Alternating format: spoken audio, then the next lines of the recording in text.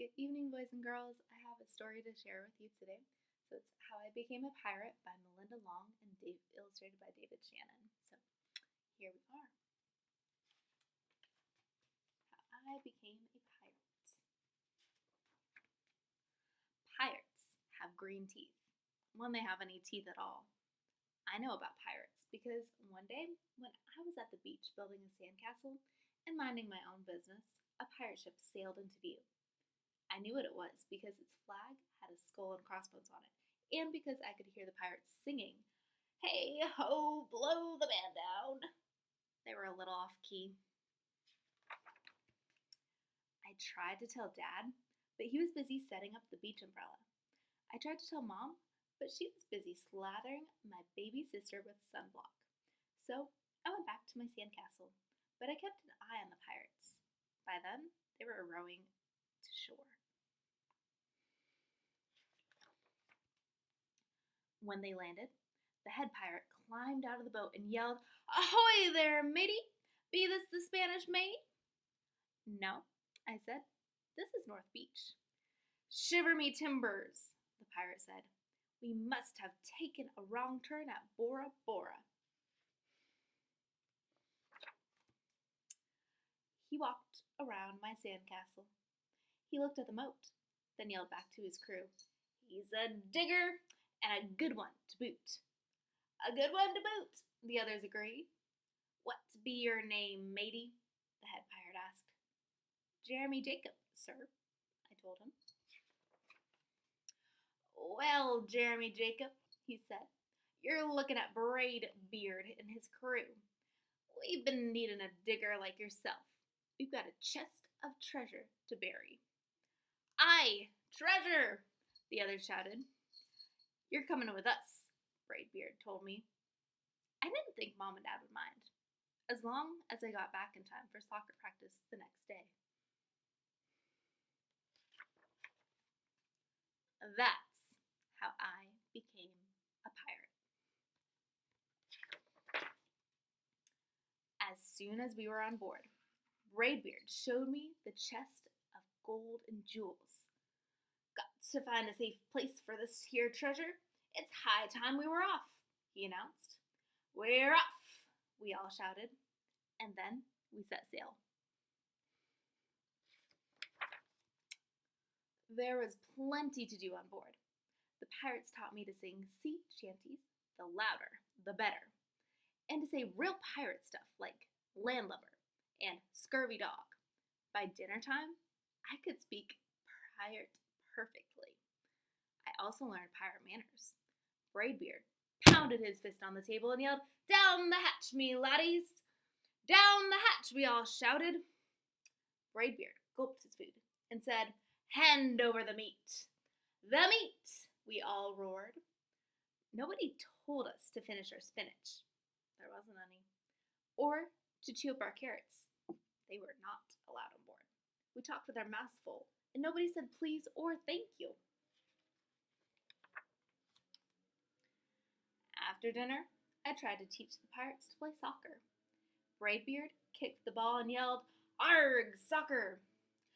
"Arg, soccer!" the crew yelled, and then everybody dove for the ball at once, and it rolled right off the deck. "After it, me hearties!" Braidbeard commanded. "After it?" we all whispered. We fought over who would go get the ball, but it didn't matter anyway, because a shark came along and swallowed it in one gulp. So much for soccer.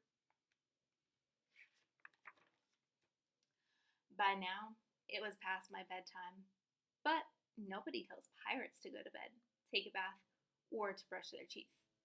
Maybe that's why their teeth are green.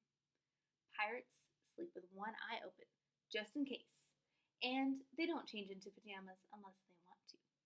Pirates don't do anything they want to, except for maybe swabbing the decks. I wanted to be a pirate forever. But then I found out what else they don't do. When I couldn't stay awake any longer, I asked Braidbeard to tuck me in and read me a story. "Tuck you in?" he bellowed. "Pirates don't tuck." "No tucking," the crew cried. And the only thing that they had to read was a map. Don't you have any books? I asked. Braidbeard looked confused. Books?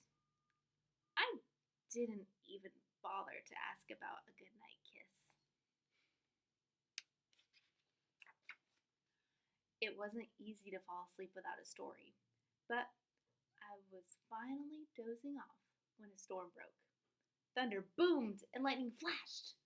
I tried to hide under the covers as waves slammed up against the ship, but I kept falling out of my hammock. I couldn't find anyone in the cabin. They were all on deck. "Lower the sails!" Braidbeard shouted. "Batten down the hatches!"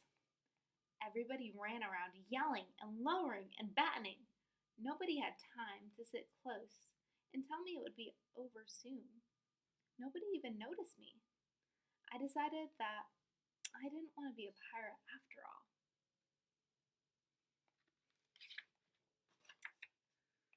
Just then, flash, crash, crack! Lightning hit the mast and split it right down the middle. "What do we do now?" yelled one of the pirates. "We'll have to turn back," called another. "But the treasure!" hollered Braidbeard. "Where will we bury the treasure?" I stepped forward. "Maybe I can help," I shouted over the wind. "I know the perfect digging spot."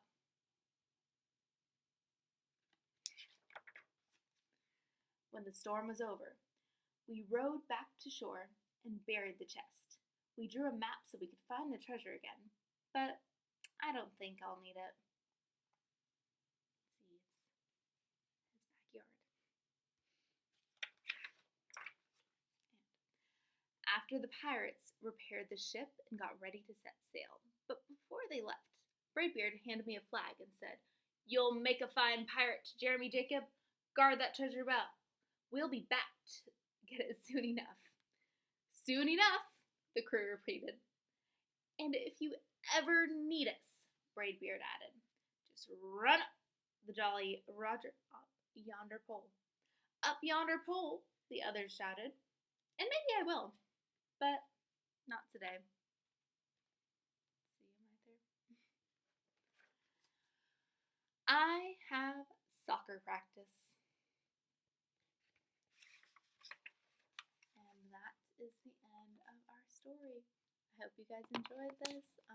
We'll be uploading some more stories throughout this week. I miss you guys and hope you have a wonderful rest of the evening. Bye.